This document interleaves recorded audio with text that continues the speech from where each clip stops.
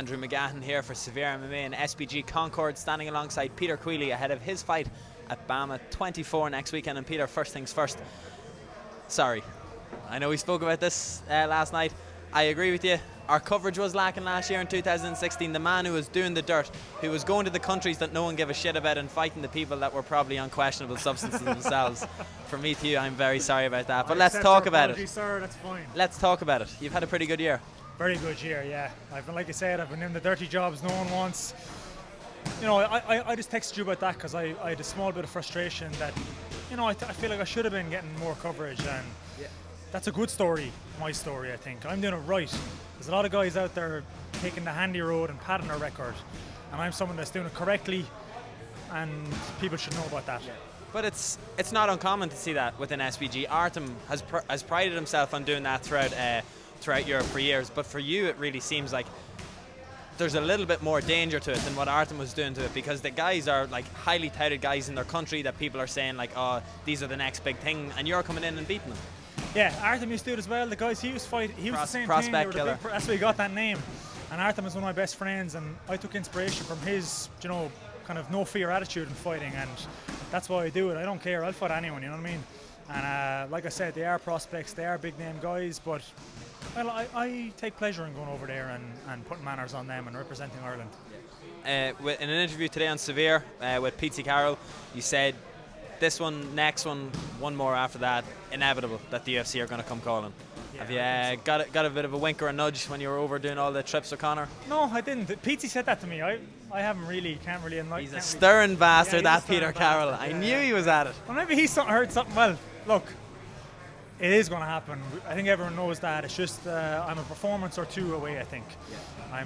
I think I'm going to do a big performance here in Bamma, and I believe that'll be it. I think I will be on. The UFC will sign me after that, and that'll be all she wrote. You see, what I think people may not appreciate or take into consideration is that you have been around the scene for quite a long time, and also considering that it's not just like you've come out of nowhere. You had the troubles making 70, you thought maybe I won't stay down there, you went back up to 77, and that seems where your career has rejuvenated that. Yeah, I had trouble with 70 all along. I went back to 77, was flying. Then just kind of by changing my diet and things, not worrying about the weight, I actually lost weight. I came down a bit in weight. And then I got the idea of going back to 70 again, and I went terribly again. And that's where my two losses are. But at 77, I'm just bulletproof. I'm on weight right now. Like, I could stand on that scales over there, and I'm 77. I know I will be. I'm about 77.5 in the mornings, and I'm on weight after training. And there's a great kind of comfort in knowing I will feel like I did out there training on the night. And I am unstoppable. I know you probably watched the rounds out there. I'm hard to deal with, and knowing that, I will just go through anyone, you know what I mean? But 70 was a nightmare. I didn't know what was going to show up when I do 70, to be honest about it. I'm not going to lie, I'd probably pay good money to see you wrestle Philip Mulpeter again for another hour, because there was some serious scraps going on down there. When we're looking at Bamma,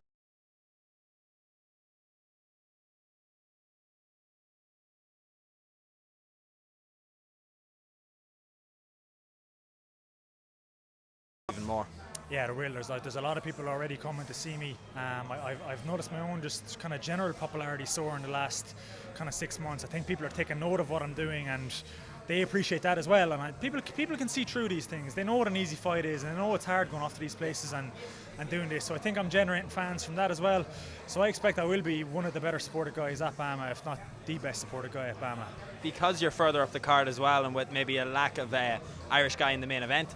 In terms, John Phillips is fighting Jack People's main event. Say it. People's main event, yes, is that? Well, now look, Damien Rooney will be very annoyed if I say that. So co-people's main event, maybe, because Rooney and Duquesnoy is going to be a cracker as well. I'll take that. Rooney, that's a good fight too. I'm looking forward to seeing him. But yeah, I do believe there's more eyes on my fight personally. It's a big fight. Nathan is a good guy. He's been on a mad winning streak as well, and it's one. I think from what I can see, people are talking about that one as well. But like I said, I'm looking forward to Damien and Duquesnoy as well. It's going to be a cracker. Two quick things and then we'll let you go. In terms of the training leading up to this, like, you're pretty much doing back-to-back camps. I know SBG say they don't really do camps, but because of your weight is kind of perfectly, you're small enough but good enough to be able to hang with the bigger pros, and you're also a great marker for the lighter weight pros to be able to train with. So I imagine there's scenarios that you are in 2 double training sessions with the lighter guys and the heavier guys. So it's like your training has really increased in the last while. Yeah, it does. That's well said. My main training group is like Connor, Artem, Phil, the people you saw there, because we're all around kind of 75 to 80 kilos kind of ish.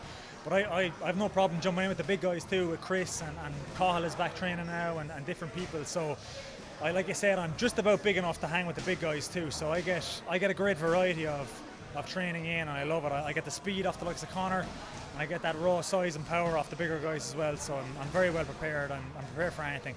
And from that, we've spoken about the grind, the journey, the long training, long years training. Was there any ever point in your career up to this point that you thought maybe it wasn't going to work out? Is it hard to keep the belief that, yes, I'm going to eventually be a fight or two away from the UFC, which turns into getting signed with the UFC, which turns into I've gone 3 or 4-0 in the UFC? No, never. The blips I've had in my career, there's been in my head there was a clear reason why, and it was just I underperformed. I didn't show up one time in Africa. I was just crap, and then I had one loss then in the Helix, and I just had the most horrendous weight cut I've ever had in my life. And in my head, not taking that away from my opponents, but in my head, that's why I lost. There was clear evidence there for why I've lost.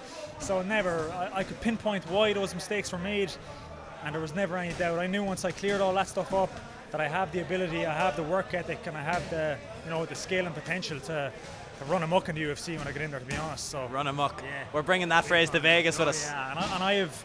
There's been empirical evidence here in the gym. I hang with the best pros in the world here in the gym, and I know I'm going to run amok in the UFC, and that's that. You know what I mean? I've one final thing. I'm pretty annoyed here. No shorts. No. What are these? These are tights, leggings. How is my hashtag Peter Queally hates trousers going to take off when you're showing up like this? It's too cold in here. It's too cold in here. This gym in the wintertime is it's cold in this gym because the ceilings are so high. Valid to those shorts at Bamma though. Okay, Promise me that. Oh yeah, and they're short shorts. They're not like these Thrones ones used to be long. These are short motherfuckers. They're little small ones. So you'll get your Valley Tudor shorts. Don't worry. Excellent. Thank you very much. Thank you very much. See you soon.